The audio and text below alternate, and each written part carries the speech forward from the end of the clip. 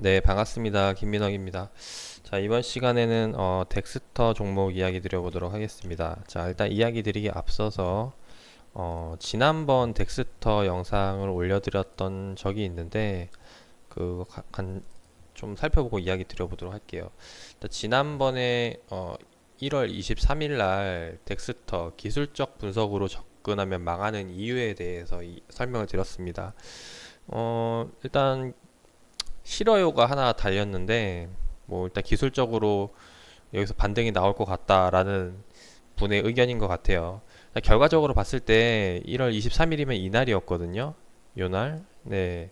요날이 이제 이평선 122평선 지지받는 구간이기 때문에 지난번 이제 거래량이 많이 터지면서 상승이 나왔던 흐름에서 본다면은 눌림목 반등 자리라고 생각을 할 수가 있어요. 일단 그런 관점에서 기술적으로 공략하시는 분들이 있지 않을까 생각이 됐는데, 일단 제가 이야기 드렸던 건 여기서 추가적으로 반등이 나오기보다는 이제 조정이 나올 것이다 라는 의견을 들었었죠.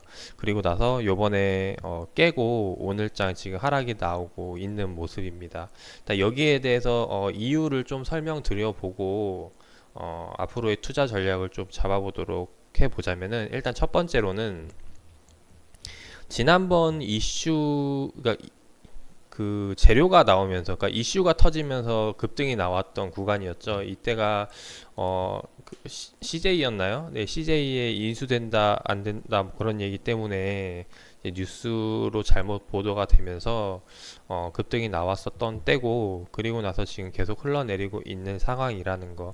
이제 그러다 보니까 테마 기대감으로 공략했던 사람들이 많다라는 거죠. 진짜 이거에 대해서 실적으로 보기보다는 단순히 테마 이슈로 보고 접근했던 사람들이 많다라는 거.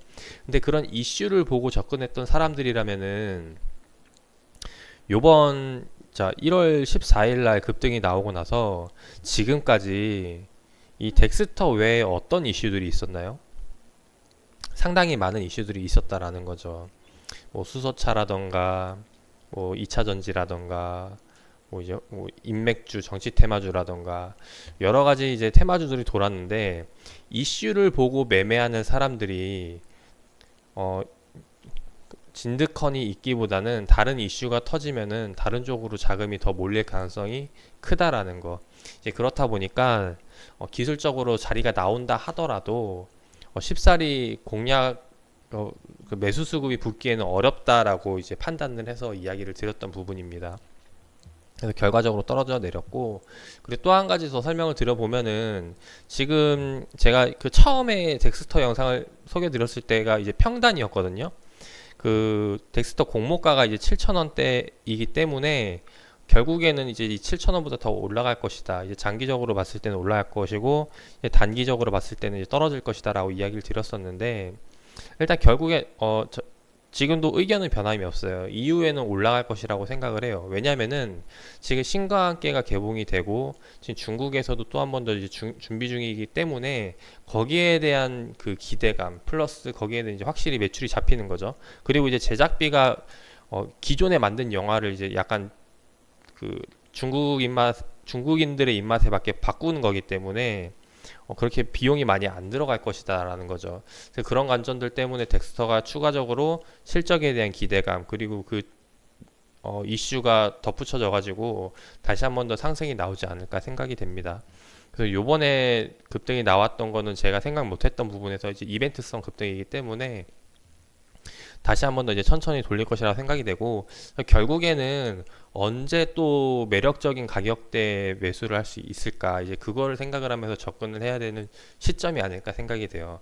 그래서 지금 무슨 말이냐, 이제부터는 매수뷰를 보고 어떻게 하면 최대한 싸게 덱스터를 할 수 있을까, 이것을 생각을 해보자는 거죠. 그런 관점으로 접근을 해보시면 좋을 것 같고, 일단 좀 차트적인 부분 또 설명을 드려보면은, 지금 덱스터의 경우는 이미 급등이 나온 시점 이후에 이미 추세를 깨고 내려오는 상황이었거든요. 그러니까 여기를 원래 지지받고 올라가야 다시 한 번 더 돌파가 상승이 나올 텐데, 그게 아니라 이제 그 단기 평선 아래서 놀고 있기 때문에 오히려 지지로 보기보다는 이제 저항으로 계속해서 버티다 내려온 거라는 거죠. 근데 이런 흐름이 많이 볼 수 있어요. 어디서 많이 볼 수 있냐면은 수급 주체가 없는 종목들. 그냥 단순히 이벤트성으로 급등이 나온 다음에 그 다음에 완전 죽어버리는 거죠. 그러면 또 다른 쪽으로 이슈가 몰리죠.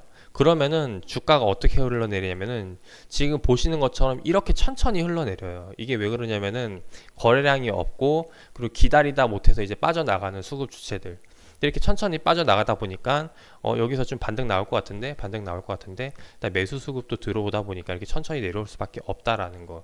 그래서 야금야금 이렇게 빠지게 되는데 결국에는 뭐 이제 덱스터 돌릴 거라고 생각을 하지만은 지금 같은 경우에서는 뚜렷한 매수 수급 주체가 없기 때문에 지금 들어가 봤자 오히려 시간 낭비가 아닐까 생각이 됩니다. 그래서 이제 그런 관점에서 이야기를 드려봤고, 일단 덱스터 같은 경우는 다시 한번 더 이제 매수뷰로 좋은 매수 자리에서 한번 공략을 드려보도록 할게요.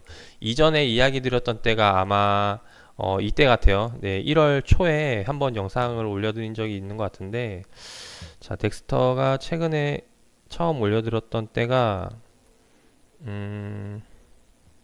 아마 그때 정도 될 거예요. 네.